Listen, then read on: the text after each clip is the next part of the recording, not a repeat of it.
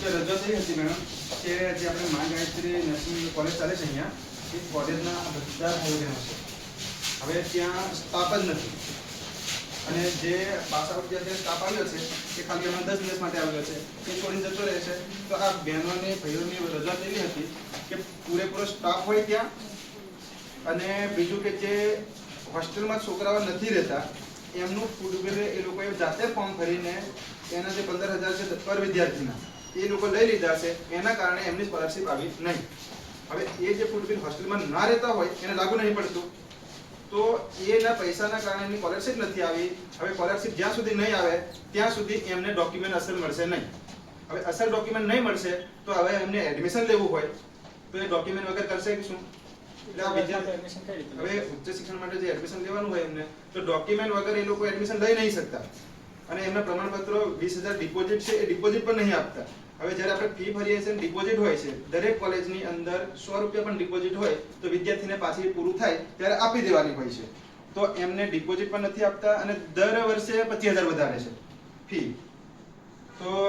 આ જે સ્ટાફ છે એ સ્ટાફ પણ અનલીગલી છે કેમ કે યુજીસી ના નિયમ પ્રમાણે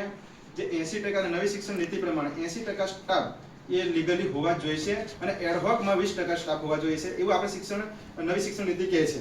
અને યુજીસી પણ આ નિયમ અત્યારે પરિપત્ર એક બહાર પાડ્યો છે 2023 નો પરિપત્ર છે એ પરિપત્રમાં કીધું છે તો હવે એ જો વિદ્યાર્થી જે ત્યાં ભણાવવા માટે આવી રહ્યા છે એ બીજી કોલેજમાં ભણતા વિદ્યાર્થી ત્યાં ભણાવવા માટે આવી રહ્યા છે તો આપણે એને લીગલી કેવી રીતે આપણે સમજવાનું અને ત્યાં જે મેનેજમેન્ટમાં જે ભાઈ બેઠા છે એ ભાઈ એમને મેનેજમેન્ટ સાથે કોઈ લેવા દેવા નહીં એવી રીતે બેઠા છે અને એ લગભગ એમનું એજ્યુકેશન પણ મેનેજમેન્ટનું જેટલું નથી હવે એનાથી આખા જે આ ભવિષ્ય છે ભવિષ્યનું આખું જે એમની જિંદગી અત્યારે ખતરેમાં છે હવે આ લોકો ભણે નહીં તો એ લોકો આગળ શું કરશે એટલે એમને તાત્કાલિક ધોરણે એમનું એક્શન લેવામાં આવે અને ત્યાં સ્ટાફ પૂરેપૂરો હોવા જોઈએ આ જે બહેનો હોસ્ટેલમાં રહે છે ત્યાં પાણી પણ એટલું બધું ગંદુ છે ને ત્યાં કે હવે બહેનો હોય એટલે આપણે સમજીએ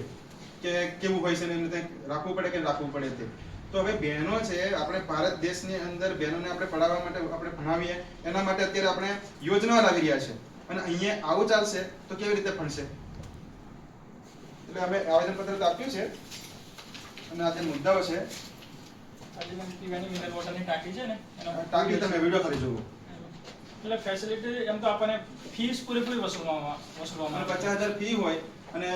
ત્રીજા વર્ષની અંદર 67,000 કરી નાખવામાં આવે અને એવું કહેવામાં આવે છે કે તમારે જ્યાં સુધી તમે ફીસ પે નહીં કરો ત્યાં સુધી તમને તમારા ડોક્યુમેન્ટ નહીં મળે અમે કેટેગરીમાં આવ્યા છે મેમ અનુસૂચિત જનજાતિમાં એટલે અમારે સ્કોલરશિપનું ફોર્મ તો અમે ભરી દીધા પણ હવે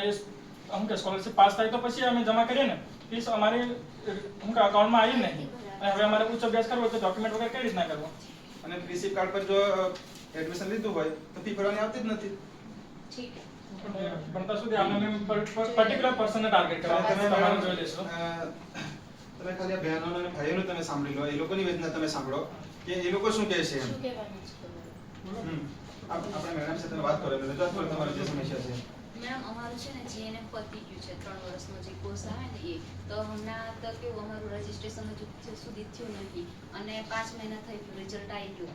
રજીસ્ટ્રેશન માટે અમારી જોડેથી પૈસા લીધા 3200 રૂપિયા તો કે તમારે 15 દિવસમાં આવી જશે એમ રજીસ્ટ્રેશન થઈને પોસ્ટ દ્વારા તો હજી સુધી અમારું કોઈ પ્રોસેસ ચાલુ જ નહીં કરી તો અમને રજીસ્ટ્રેશન માટે ફોન અને આગળ અમારે પોસ્ટ બેઝિક કરવું છે હવે આ લોકો ડોક્યુમેન્ટ નહીં આપે ત્યાં સુધી અમારું તો થાય નહીં ત્યાં રજીસ્ટ્રેશન માંગે છે અને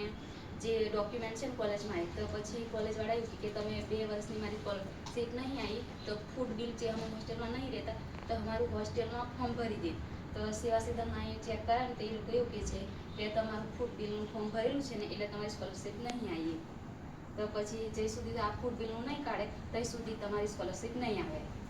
એટલે અમારે ડોક્યુમેન્ટ અટક્યા છે અને રજીસ્ટ્રેશનનું કોઈ અટક્યું છે આગળ પોસ્ટ બેઝિક કરવું છે પણ હવે અહીંથી ડોક્યુમેન્ટ નહીં આપે એટલે આગળ નહીં આપણે એવું છે સ્કોલરશિપ આપણે ફીસ નહીં પે કરીએ ને તો પર ડે ની 100 રૂપિયા પેનલ્ટી લગાડવાનું પર સ્ટુડન્ટ એવા સ્ટુડન્ટ છે પેનલ્ટી હોય 10 રૂપિયા એ તો આપણે પનિશમેન્ટ માટે પણ આ તો તમે કમાણી માટે કંઈક આપે એવું લાગે કારણ કે પર સ્ટુડન્ટના 100 રૂપિયા 100 સ્ટુડન્ટ હોય એટલે 10,000 રૂપિયા તો એ થઈ જાય તે ગાયત્રી નર્સિંગ કોલેજની કોણ છે મેડમ અમારે જે 3 વર્ષ હોય એમાં ફર્સ્ટ યરમાં 50,000 હતા અને સેકન્ડ યરમાં અને હવે 67,000 માંગે છે તો બીજું કઈ છે મેડમ અત્યારે તમારી પાસે મળવા આવ્યા છે વિદ્યાર્થી અમે બધા તો એ લોકોને એવી ધમકી આપે છે કે જો તમે રજૂઆત કરી કે ગમે તેને જણાવ્યું તો તમને નાપાસ કરી નાખીશું. એટલે આનાથી વિદ્યાર્થીઓ આટલા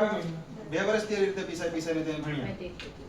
સાંભળી લીધું છે ને તમને હમ. કરાવી લઈએ તપાસ અને તમારા સાથે જે અન્યાય થાય છે આ બંધ કરો. Thank you ma'am.